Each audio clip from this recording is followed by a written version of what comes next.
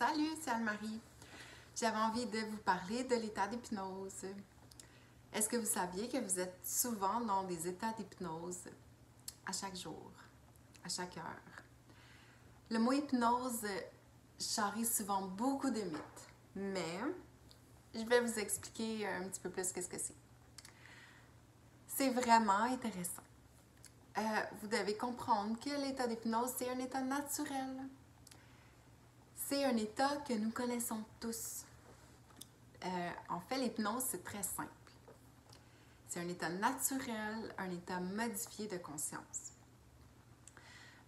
Vous savez, comme quand vous êtes dans une rêverie, quand vos idées partent, puis que vous imaginez toutes sortes de choses.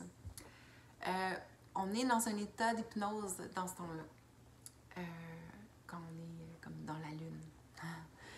Quand on lit un livre, quand on est absorbé par la lecture, quand on entre en communication avec les mots, quand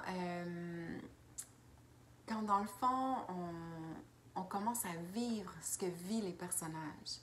Quand on lit un livre puis qu'on ressent le lieu, on commence à percevoir les sentiments, les émotions que vit le personnage. Les mots écrits sur le livre commencent à agir sur votre inconscient. C'est la base de l'état d'hypnose. Les mots sont comme des suggestions. La réaction de votre inconscient, c'est une réaction à cette suggestion. Le faux, le subjectif, quelque chose qui n'a pas de réalité concrète, les mots sur le papier, qui finit par créer une réalité interne, l'émotion qu'on ressent. Cette émotion-là, elle est vraie. C'est exactement ce qu'on ressent dans le mécanisme de l'hypnose. Quand vous allez au cinéma, par exemple, puis que le film commence, puis que vous êtes absorbé par le film, quand vous rentrez dedans, puis que vous oubliez tout le reste, bien, ça aussi, c'est aussi un état modifié de conscience. C'est aussi un état où en fait, les images, le son, la narration, ça nous suggère certaines choses qu'on finit par ressentir. C'est aussi à la limite d'un état d'hypnose. Quand vous êtes dans une rêverie, quand vos pensées dérivent, quand vous écoutez de la musique, quand une toile ou l'art vous transporte, quand vous vous sentez comme absorbé par un paysage, par vos pensées, par association d'idées, ça va très loin des fois. Là aussi, on est proche d'un état d'hypnose. L'état d'hypnose que je fais vivre s'inspire de ces états naturels, les recrée, les pousse parfois un peu plus loin. Ou en tout cas, leur donne une direction, une mission. Ces états arrivent parfois sans qu'on s'y attend ou sans qu'on le veuille. Un hypnotiseur s'intéresse à tous ces fonctionnements et s'intéresse à les reproduire et surtout à les canaliser. À la base, l'état d'hypnose est un état particulier dans lequel notre imagination est plus active, dans lequel on a une plus grande sensibilité. Un état dans lequel on peut, comme dans un rêve, on sort de la réalité habituelle pour aller dans une autre réalité, un peu plus symbolique et un peu plus intérieure. L'état d'hypnose, c'est très utile pour les thérapeutes qui veulent travailler sur le changement, sur la transformation personnelle. C'est un état qui favorise le changement. C'est intéressant pour les personnes dans la pédagogie parce que l'état d'hypnose favorise l'apprentissage. C'est intéressant aussi pour ceux et celles qui aiment l'introspection, aller à l'intérieur de soi, aller plus profond, à la découverte de soi.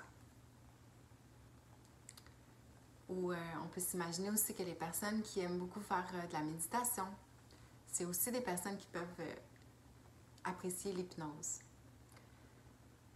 puis l'expérimenter. C'est vraiment, on est dans un monde où la plupart des gens sont distraits.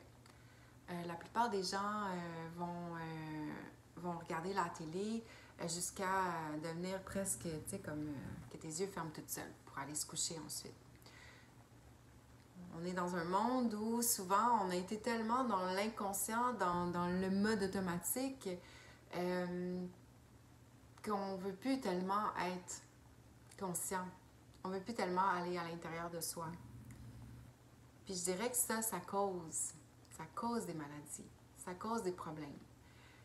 À force d'être distrait, à force d'être devant nos téléphones, à force d'être devant la télé, à force d'écouter la radio ou d'appeler quelqu'un parce qu'on n'aime pas le silence ou se retrouver à l'intérieur de soi, c'est quelque chose qui nous nuit et qui ne crée pas de changement dans nos vies. Je pense que l'état d'hypnose, l'état de conscience vraiment active, parce que quand on amène quelqu'un dans l'état d'hypnose, ben on le fait pas dormir, tu sais. L'état d'hypnose, c'est pas un état de sommeil, c'est un état de conscience active, un état de conscience plus présent. Puis ça, c'est vraiment puissant, parce que souvent, il s'agit seulement qu'on rentre à l'intérieur de soi, qu'on se questionne, qu'on prenne vraiment le temps d'être avec nous, de parler à notre soi intérieur, à notre âme. Puis parfois, ça fait beaucoup de travail.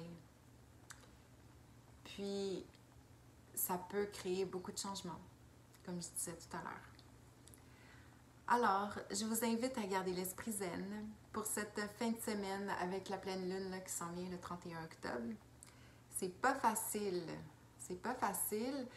mais prenez le temps d'aller à l'intérieur de vous. Prenez le temps de méditer. Moi, hier, là, à un moment donné, je me sentais vraiment mal, puis je me suis dit, OK, je m'enferme dans ma salle de méditation, je ne suis plus là, venez pas me déranger. Puis j'ai vraiment été comme à l'intérieur de moi. Puis bon, je suis les méditations de Joe Dispenza. Si on n'a pas quelqu'un qui peut nous hypnotiser ou nous amener dans cet état-là, mais les méditations guidées, c'est des états d'hypnose, c'est des états de conscience modifiés. Puis, ça peut nous amener, il y a toutes sortes de méditations, ça peut nous amener à changer notre état d'être. Puis, à vraiment comme rentrer dans un état comme vraiment zen. Puis souvent, on est tellement occupé, on a tellement de choses à faire, on ne veut pas prendre le temps de prendre le temps. On ne veut pas prendre le temps d'être avec soi, puis de juste comme si on faisait rien. Mais en fait, on gagne tellement de temps à aller à l'intérieur de soi, puis aller comme voir ce qui se passe. Qu'est-ce qu'on a besoin, qu'est-ce qui nous manquait, c'est quoi, tu sais, c'est souvent quand on pense plus à rien, que tout à coup une idée nous apparaît, ou on canalise une information, ou c'est quand on est présent à soi. Puis ça, ben, ça fait vraiment la différence, parce que on n'est plus dans l'automatique quand on est présent à soi ou dans le présent, comme le pouvoir du moment présent, mais on est en pleine présence, on est en pleine conscience. Puis c'est là que c'est magique. Mais on n'a pas appris ça. On n'a pas appris à aller à l'intérieur de soi, on a appris à être distrait tout le temps.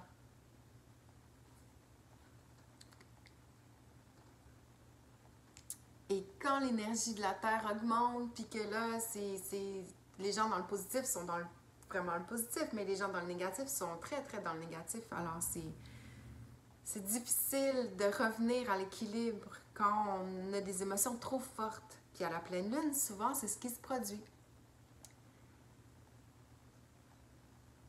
Alors, je vous invite à soit essayer une séance d'hypnose ou faire des méditations pour vraiment comme prendre le temps d'être, juste être, juste être bien dans l'esprit zen.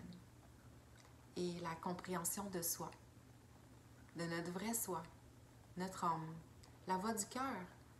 Comme Hertman dit, la cohérence cardiaque, c'est communiquer le cœur avec le cerveau, mais il y a beaucoup plus d'informations du cœur. Des fois, il faut éteindre le cerveau pour juste comme écouter. Puis là, on se sent mieux. Alors, gardez l'esprit zen. À bientôt!